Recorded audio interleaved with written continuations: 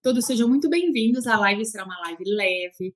Quero falar sobre a dor com vocês de uma maneira mais leve possível e com mais esperança na melhora da dor. Então, se você conhece alguém que está sem esperança da melhora da dor, não sabe por onde começar, o que fazer, chama para essa live. Compartilhe essa live com essa pessoa, porque pode ser uma mensagem que talvez ela já esteja precisando para se animar no tratamento, na melhora da dor. Então, compartilha, tá? Eu vou falar sobre as dores não te deixam viver como você gostaria, e eu vou te mostrar o caminho. É essa a live de hoje. Se as dores te limitam, tanto no tema de você poder trabalhar, o tema de você viver em família, você poder viajar, ou você simplesmente dormir, é o tema que eu vou falar da live de hoje, quando as pessoas perdem a esperança, ficam com receio de que vai ser sempre assim, aquela dor é minha, não tem mais o que fazer, eu já fiz de tudo. Essa vai ser a live de hoje. Então, compartilha com quem você acha que vai se beneficiar, que vai ajudar, tá bom? Gente, antes de qualquer coisa, eu quero explicar um pouquinho sobre a dor, rapidinho. A dor, gente, ela pode ser a dor aguda, aquela dor que acontece porque você bateu o dedinho do pé no sofá, por um trauma, pode ser porque você colocou a mão no fogo, e você tirou rapidinho a mão ali do fogo. Esses tipos são os tipos de dor aguda. Sabe, quando você pega, bate o cotovelo, dá aquele choque, que é uma dor aguda, mas logo passa. E a dor aguda pode também demorar uma semana para passar por uma queda que você levou, mas ela passa. É uma dor que dura um período curto de tempo. Agora, a dor crônica é uma dor que permanece mais de 3 meses. Nós consideramos a dor crônica quando ela demora mais de 3 meses para passar. Então, o que acontece? Uma dor aguda pode virar uma dor crônica? Sim, pode virar uma dor crônica. Tá? Você sofreu um trauma ou você sofreu uma queda e aí você fala, vai passar, né? Ou só ficou roxo. Só que daí, depois, com o tempo, você vai pensando, nossa, essa queda me deixou com uma dor no quadril. Às vezes você até esquece o porquê que você está com uma dor há tanto tempo. Você fala, será que foi daquele pequeno tombo, aquela batida que eu dei? Ou algum mau jeito que você deu em algum momento e você já nem associa a origem daquela sua dor crônica. Você nem imagina que aquela lesão que você teve, uma batida pequena no pé ali do sofá, aquilo pode ter causado a sua dor crônica que você tem agora no tornozelo, por exemplo, ou no joelho, que acabou afetando o seu joelho. Então, uma dor aguda pode se transformar numa dor crônica. Carla, mas toda dor crônica ela acontece de repente, ela tem que ter um ponto de partida. Sim, mas geralmente o que acontece com as dores crônicas, quando é alguma coisa, algum tema sobre dor na coluna lombar ou uma fibromialgia, as coisas vêm acontecendo de uma maneira um pouquinho mais silenciosa. Você acha que é uma coisa pequenininha, nossa, acho que deu um mau jeito no meu pescoço, acho que eu estou muito tensa. Eu acho que às vezes eu estou triste. Começa de uma maneira um pouquinho mais silenciosa. Eu acho que eu senti uma dor na parte de trás do meu joelho. E aí você começa, senti uma dormência no braço, mas aí passa. Sabe quando começa a dor vai e volta, e aí depois você vê que tem um dia que você está com muita dor no corpo, um cansaço, formigamento, um pouquinho deprimido, deprimida, e aí vai ao médico e ele faz o possível diagnóstico de fibromialgia. E a dor crônica é assim, artrite reumatoide também, né? Ela começa um pouquinho mais silenciosa, você acha que é um mau jeito que você deu, ou dormiu de mau jeito, e na verdade você está desenvolvendo uma doença autoimune, tá? Então, esse é o tipo de dor crônica, ela vem um pouquinho mais silenciosa, e ela vem aumentando com o decorrer do tempo. Você já procurou ajuda, você já foi ao médico, você foi no ortopedista, estou com uma dor na coluna lombar, ou estou com uma dor na cervical, estou com uma dor nos pontos no meu corpo, e o médico dá um analgésico, porque nem sempre o diagnóstico, por exemplo, da fibromialgia é um diagnóstico fácil. Às vezes você tem que voltar no médico várias vezes, se questionando da mesma coisa, do aumento daquela dor, para ele pensar numa fibromialgia, tá bom? Então, essa questão da dor aguda e da dor crônica. O que acontece? Quando você começa a ter esses padrões de dor, você vai procurar um médico. Aí você fala, nossa, eu tenho uma dor que eu já tomei um pouco de antibiótico, já tomei um pouco de analgésico, um pouco de anti-inflamatório. passo pomada naquela região, melhora, mas é aquela melhora temporária, que você toma um remédio, passa e a dor volta, ou se não começa a aparecer, além daquela dor que você tem, uma outra dor compensatória, tá? Então, o que eu quero dizer com isso? Às vezes você sentiu uma dor na coluna lombar e para você andar, você começou a dar uma entortadinha no corpo e sobrou para quem? Para o quadril. E aí começam as dores compensatórias. Aí você vai lá no médico e fala, estou com dor no quadril. Aí o médico vai falar assim, nossa, talvez você esteja um processo inflamatório, mas aonde começou a dor? Lá na coluna lombar, não necessariamente no quadril.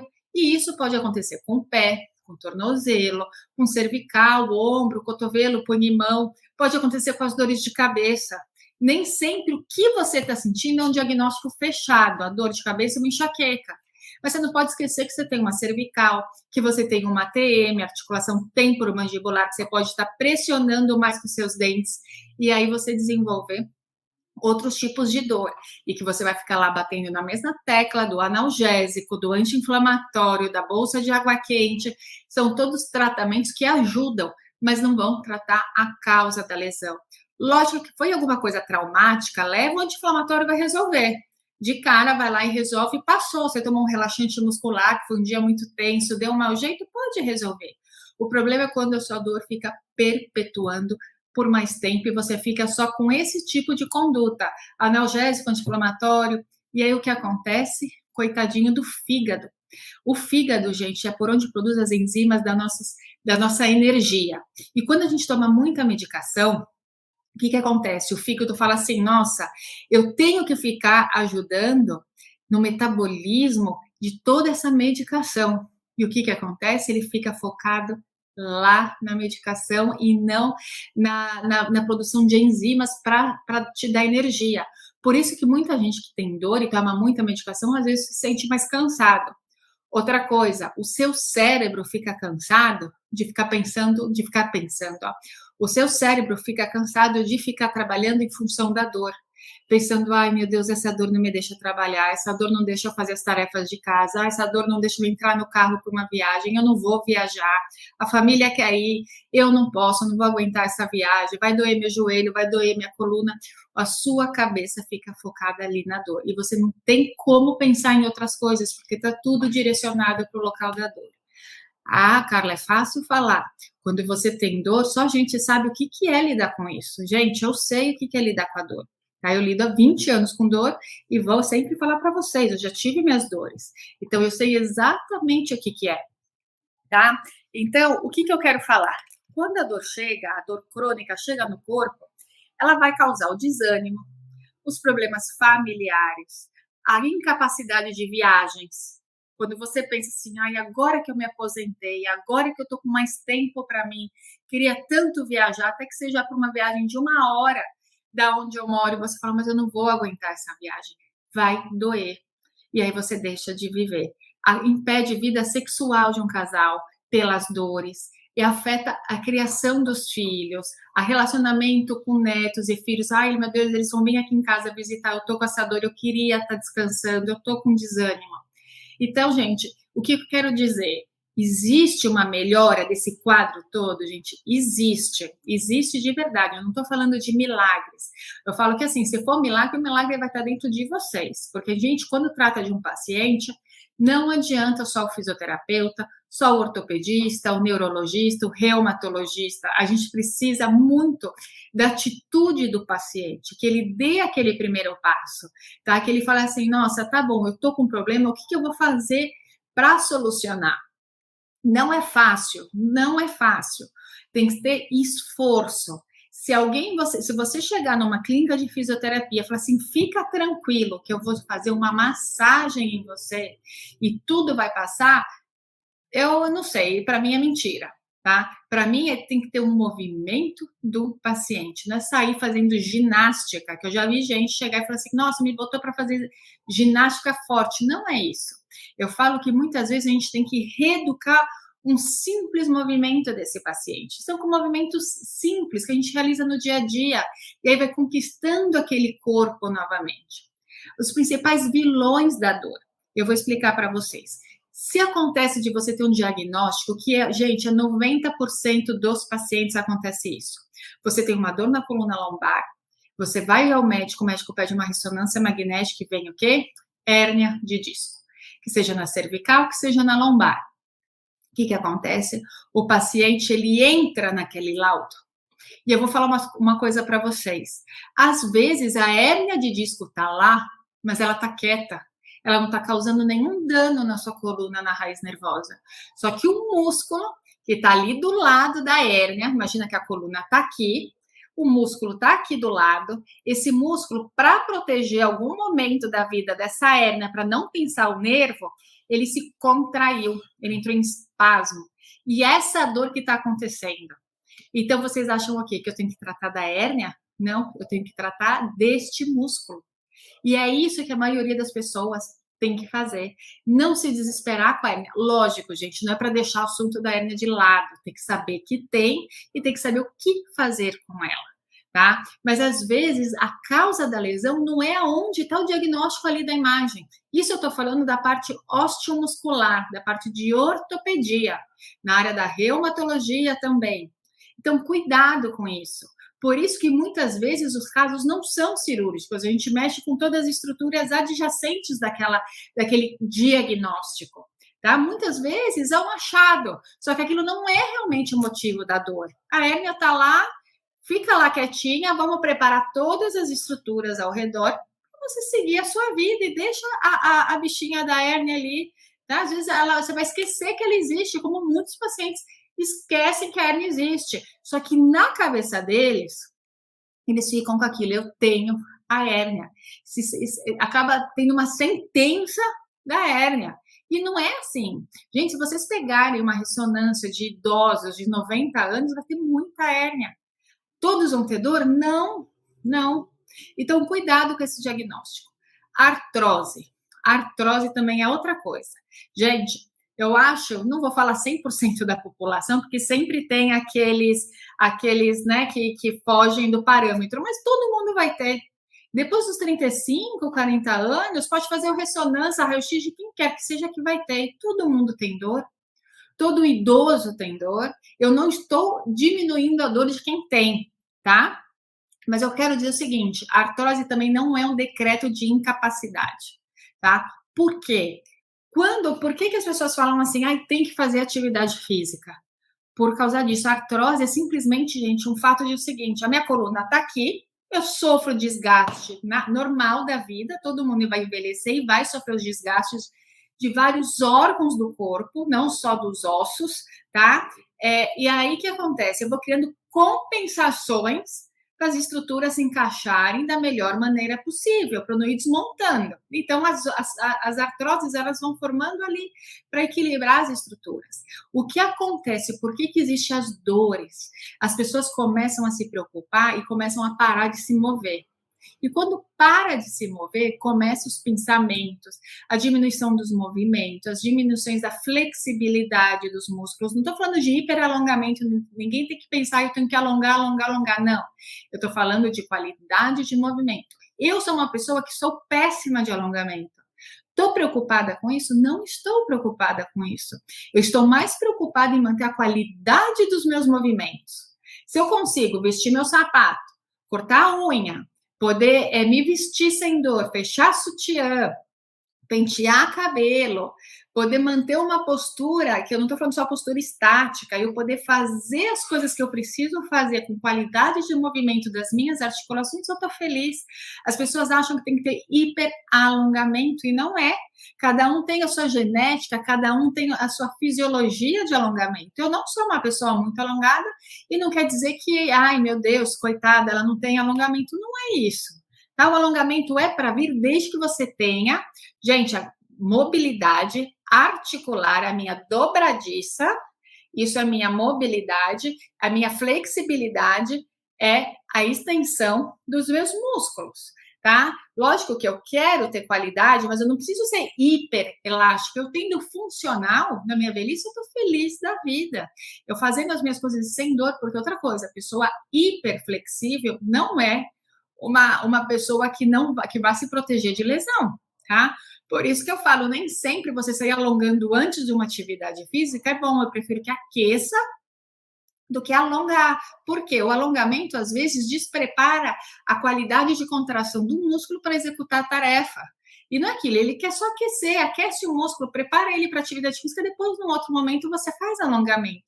Mas pensa no alongamento como qualidade, não como quantidade. Põe isso na cabeça de vocês e tudo bem que não é muito alongado. Busca um equilíbrio e não uma hiperflexibilidade, tá bom? Uma hipermobilidade, que isso também não é muito normal, tá bom? Deixa eu ver se tudo que eu tenho que falar. Então, olha, artrite reumatoide. Artrite reumatoide é uma doença autoimune. Só que assim, com medicação certa, com uma boa orientação de um reumatologista, aonde vai terminar essa história? No movimento. Ah, Carla, mas você nunca teve uma crise de artrite reumatoide? Não, eu nunca tive porque eu não tenho artrite reumatoide. Só que é o seguinte, gente, quando você faz um diagnóstico, começa um tratamento medicamentoso com o reumatologista, com as orientações certinhas, estabiliza, equilibra essa artrite reumatoide. Você começa, já diminuiu a dor no tratamento, equilibrou ali, tomou a medicação certa, é certeza absoluta que ele vai te indicar para o movimento. E aí, gente, é atividade física, sim. É exercício, sim. Carla, mas eu morro de medo de me machucar ou de eu não conseguir aumentar a minha dor. Gente, eu vou sempre insistir com vocês. É o simples bem feito. É com qualidade de movimento. Não precisa ser nenhuma peripécia. É ali os movimentos delicados, o passo a passo, pouco a pouco. Ontem mesmo eu dei uma dica para uma pessoa que estava assistindo a live de ontem, que às vezes um movimento pequenininho te traz a melhora e a confiança no movimento. Porque eu vou falar, a maior preocupação que eu tenho com os meus pacientes é a memória da dor. Aquilo fica guardado lá no cérebro do paciente, que ele tem um medo de executar, a lesão já está resolvida, a lesão já passou, já está bem, você vai começar um movimento, a pessoa tem medo. Eu tenho que respeitar, porque só esse paciente sabe a dor que ele teve. Mas aí eu tenho que ser um pouquinho mais audaciosa e falar para ele, olha, calma, estamos juntos nisso, tá? Vamos passo a passo, pouco a pouco. Nós estamos juntos, você não vai estar só. E aí a gente vai resgatando a confiança do paciente no próprio corpo, porque o membro ali vai estar bom, mesmo com hérnia, mesmo com a fibromialgia, a artrite reumatoide, tá? É saber trabalhar em equipe, fisioterapeuta, médico, e você achar uma atividade física que vai lá e te ajuda, que você confia para poder fazer os movimentos. E outra coisa, respeitar sempre o limite. Se eu pego e faço um exercício de eu levantar o braço aqui, gente, eu sei que quando eu estou levantando o meu braço, até aqui está o meu braço. Aqui o meu braço, aqui o meu braço. E se o finalzinho aqui, gente, entra a minha coluna. E eu sei dessa importância de entrar minha coluna dorsal para eu poder executar esse movimento de abrir o braço.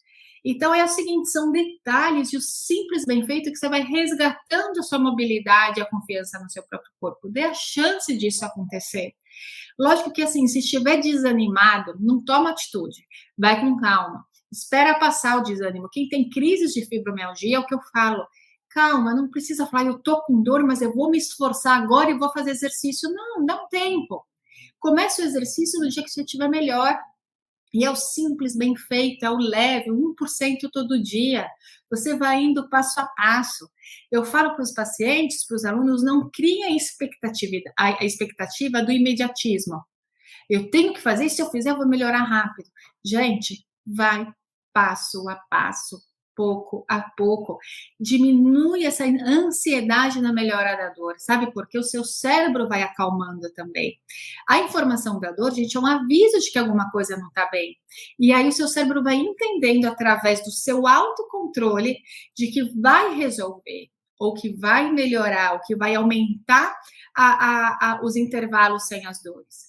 E outra coisa, quando você começa a se mover com um simples movimento, não é só o alívio da dor que eu quero dizer, a redução da intensidade da dor. Sabe aonde o paciente, o aluno começa a ficar mais satisfeito e sentindo o alívio? Quando ele consegue executar uma tarefa que ele não executava. que é sair, caminhar sem sentir dor, conseguir respirar, falar, agora estou saindo para caminhar, que não vai ser começar com 5 minutos, que vai começar com um quarteirão, um lado só do quarteirão do bairro. E aí você fala, eu fui. E isso, gente, para o cérebro da gente, para quem tem dor crônica, gente, independente de desgaste, de artrite reumatoide, de fibromialgia, comecem a sempre botar na cabeça de vocês, é o exercício. Carla, eu não gosto de exercício. Gente, crie o hábito. Cria o hábito. Se você criou o hábito de escovar seus dentes, você pode criar sim o hábito da atividade física. E você sempre vai pensar no depois. Depois que você realizou, tenho certeza que você não vai se arrepender de ter feito. Tá? São aqueles grandes passos de conquista na vida que a gente vai tendo. Gente, parece o que eu estou falando, é uma coisa que se vocês assistirem, assistam a Semana Viver Sem Dor. Tá? Às vezes o pequeno passo, tá? Um pequeno passo causa uma transformação na vida de vocês que é gigantesco, gigantesco, tá? Eu falo isso porque se vocês assistirem a Semana Viver Sem Dor, que é gratuito, vai ser semana que vem, começa segunda-feira, 3 aulas, vai ser na segunda, na quarta e na sexta, vocês vão ver o que é a Semana Viver Sem Dor, onde as pessoas vão falar o pequeno passo que começaram a dar para melhora da dor, tá? Não sou eu que estou falando como fisioterapeuta, são alunos e pacientes, tá bom? Então, o que eu falo também é que é o seguinte, não deixa a dor controlar a sua vida, não deixa. Vamos pensar o seguinte, eu tenho uma dor na cervical, aquela dor, gente, que dói você pensar em virar a cabeça, você não tem posição para dormir. Eu quero que vocês comecem a praticar um exercício. Pensa que você tem o resto do corpo inteiro. Então, tem um exercício que eu tenho lá nas redes sociais, que eu falo sobre relaxamento, que eu ensino as pessoas a relaxarem o corpo, tá? Porque às vezes a euforia de querer fazer uma atividade física e não conseguir, às vezes a gente precisa desacelerar esse paciente. Eu não estou falando, gente, que é meditação, nada disso. Eu estou falando do que é estudado. A gente desacelera um pouco a ansiedade, a expectativa através de respiração, para o paciente começar a pensar em se acalmar, a musculatura se acalmar, porque isso a gente pode fazer, né? Não tem porquê isso é uma escolha. Eu preciso me acalmar, dar um passo para trás para poder avançar 2 amanhã. Então, você começa a relaxar, trabalhar com a respiração, entender o seu corpo e você vai vendo que você tem outras partes do corpo, que você não é uma cervical, que você é um corpo inteiro, que você não é uma lombar, que você não é um joelho, que você não é um quadril e que você é um corpo inteirinho, que você é pulmão, que você é coração, que você é emoção, né? Porque muitas vezes quem tem dor tem depressão séria que tem que ser tratada. E quando a gente tem depressão, o nosso limiar de dor, ele é grande, tá? Ele o limiar de dor é muito baixo, então qualquer dorzinha, aquela dor vem muito mais forte, tá? Quando a gente tem um limiar de dor alto, tem gente que fala, como eu tolero a dor, eu sou uma pessoa forte, é que tem um limiar de dor mais forte. Mas mesmo assim, eu escuto muitos pacientes falarem assim, nossa, como eu sou forte para dor. E não é. Não é uma questão de força. É questão que a minha dor, a dor que eu tenho no meu corpo, às vezes para você vai ser pouco. Mas para mim ela é grande. E as pessoas têm que respeitar essa minha dor, né? Então, cada um tem o seu limiar de dor. Uns demoram mais, outros demoram mesmo com a mesma lesão. Isso tem que ser respeitado. Cada corpo tem que ser respeitado. O que eu acho que as pessoas têm que trabalhar com autoconhecimento, principalmente que tem a fibromialgia, a artrite reumatoide. Então é o seguinte, não deixa um laudo ou um diagnóstico ser o controle da sua vida. Eu tenho artrite reumatoide. Você vai lá e carimba na sua vida que você tem artrite reumatoide. Isso é muito mais forte do que você pensar que você tem o seu corpo inteiro que pode te ajudar, junto com medicação, com tratamento, a melhorar. Tanto que tem pessoas com artrite reumatoide que elas estão ali dormindo, não afeta o corpo da pessoa em nada e tocam a vida. Então, é assim, a gente começar a trabalhar quem controla quem, né? A fibromialgia, você quer dizer que eu tenho culpa de ter a fibromialgia porque eu não sei controlar a minha dor? Não é isso.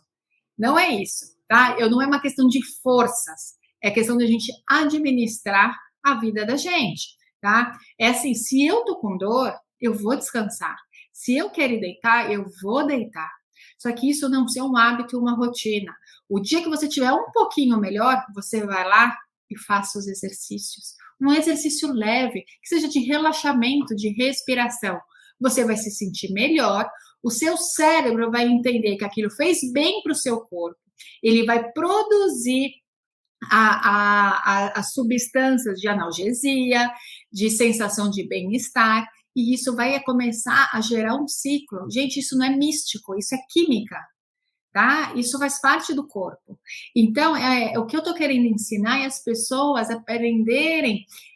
Sabe quando você está com um problema, sem ser de dor, e você fala assim, nossa, eu já sei que eu tô com esse problema, que seja com filho, com marido, com família, no trabalho, você fala assim, tá bom, eu tenho esse problema. Agora é o seguinte, eu tenho duas saídas. Ou eu vou ficar nesse problema e ele vai me consumir, assim, de uma maneira de esgotar a minha história, ou eu vou ver o melhor caminho para lidar com esse problema.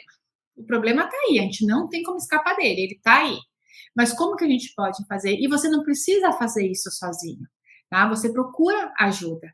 Médicos, fisioterapeutas, eu tô aqui falando com vocês de uma maneira gratuita. Às vezes o vídeo é longo, mas, gente, a mensagem que fica é muito grande, tá? Então, assim, eu acho que uma das tarefas da nossa vida é a gente aprender a lidar com essas situações, tá? A gente entra em desespero em determinadas situações, entra, ainda mais quem tem dor, que a gente não raciocina, a pessoa não raciocina quando está com dor, o rosto se transforma. Quantos pacientes, quando eu chego para atender, a primeira coisa que eu vou ver não é o joelho, não é o quadril, é a feição do paciente, tá? E assim, fundamental dormir. Dormir é fundamental para todos os tecidos do nosso corpo cicatrizar. Então, independente do problema que você tem, se é neuropatia, se é tendinite, se é hérnia, dormir é fundamental. Falem com o médico de vocês, procurem ajuda. A noite de sono repara um corpo inteiro. O sono de qualidade é a oficina do nosso corpo durante a noite. Lembra quando a gente era mais jovem que fala assim, você precisa dormir para assimilar tudo que você aprendeu durante o dia? Isso é verdade, gente. O cérebro precisa, por isso que a gente acorda mais descansado. Agora, se o cérebro não descansou, porque está com dor no corpo, ele não tem como fazer toda aquela operação no nosso corpo de resgatar energia, de você conseguir ter um dia melhor de trabalho, tá? Então, é assim, o sono, a alimentação, parece clichê, né? Sono, alimentação, atividade física, né? Só que, não é fácil, você fala de comer, eu sei que não é fácil, gente, eu sou a chocolatra mais assumida da vida. Mas assim que o chocolate eu ver que está sendo muito, vai fazer muito mal para mim, eu vou ter que começar a trabalhar minha cabeça, que vai ser uma tortura, do jeito que foi eu tirar o leite da minha vida, mas aí eu tomei essa atitude que não foi fácil, aí que entra aquela história, o esforço, tá? De pensar no esforço, na rotina, no hábito, e você ali começando a lidar com os problemas. Né? A gente sofre, a gente sabe como que é, às vezes as pessoas não entendem as dores, acha que é frescura, mas não é, cada um tem a sua. Que eu tô aqui para ajudar vocês a começar a dar o estalo de falar assim, tem uma saída, mesmo que seja uma dor crônica, você aumentar os intervalos sem a dor, ou tentar trabalhar com isso tudo com mais leveza, trabalhar o seu cérebro para desacelerar e as dores irem diminuindo, tá bom? Por isso que eu falo, às vezes um pequeno movimento que você faz na sua vida, um pequeno, às vezes as pessoas acham assim, não, eu vou começar a fazer exercício na semana que vem. Não precisa fazer grandes coisas, vai lá e faz um exercício pequeno por dia, um pequeno passo que você der, a sua dor é capaz de melhorar demais, com pequenos passos, tá? Porque, eu quero evitar cirurgias, que nem sempre é a melhor opção. Eu quero que assim, deixa a cirurgia para o extremo. Graças a Deus ela existe, graças a Deus, mas deixa para quando já esgotou todas as possibilidades. Porque as cirurgias não é que dá errado. Pode dar, a cirurgia é sempre uma cirurgia, não tem culpados e vítimas, é uma cirurgia, um procedimento. Né? Então, às vezes não precisa, às vezes as pessoas operam a hérnia e o espasmo está lá muscular. E aí, o que acontece? Vai ter que tratar o espasmo. Então, pensem nisso. Tentem ter o problema, mas pensando o seguinte, com a mente tranquila. Tá bom, eu tô com esse problema, eu vou procurar ajuda. Se eu não consigo sozinho, eu vou pedir ajuda. E pode ter certeza que as coisas na vida parece que vão se encaixando. Você vai encontrando pessoas certas no seu caminho, você vai saber perceber quem é a pessoa errada. Se você não consegue conversar com seu médico, realmente é hora de você mudar de médico, tá? De verdade, eu acho que é obrigação do médico, de nós fisioterapeutas, escutar tudo o que o paciente tem para falar para a gente. Porque às vezes não é ali eu pegar o exame, eu olhar para o joelho, ver que está inchado e o paciente disse aquele joelho. Ele tem emoção, ele tem uma história para contar, ele tem uma vida ali atrás daquele joelho, por que aquilo aconteceu, por que aquela dor começou. Ele não vai ser só aquela articulação. E pode ter certeza, se você for para um tratamento e ficar naquele atendimento passivozinho, tá errado.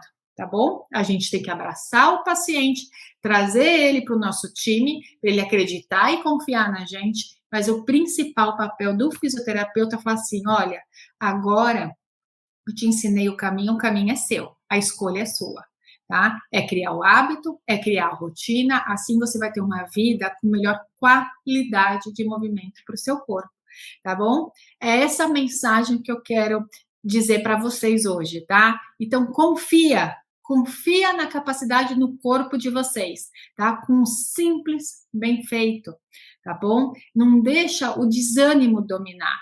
Eu falo que quando a gente está desanimado, está cansado, o que a gente tem que fazer? Deitar e dormir, não tomar nenhuma atitude. Espera passar, acalma o coração, fica quietinho, mas não fica para sempre assim, não se renda, tá? Eu acho que se acontece alguma coisa com a gente, deve ter um porquê. Então, o que a gente está nessa vida, eu acho que é para a gente sempre melhorar, entender o porquê que está acontecendo aquilo, o que eu posso fazer para dar um passo para frente, tá bom? Gente, essa é a live de hoje. Quis mostrar o caminho da melhora e acreditem, a maioria dos casos, a chance de melhora é muito grande. É fácil? Não é fácil. É milagrosa? Não é milagrosa. Tá? Eu falo que é muito esforço, eu acho que é uma transformação no aprendizado da pessoa como ser humano lidar com uma dor crônica, tá? Então, por isso que eu tô aqui para falar isso para vocês. Então, acredite na capacidade da melhora, tá? Se alguém tiver alguma pergunta, pode fazer a pergunta. Se não, eu quero desejar a todos, né, um bom feriado, um bom descanso.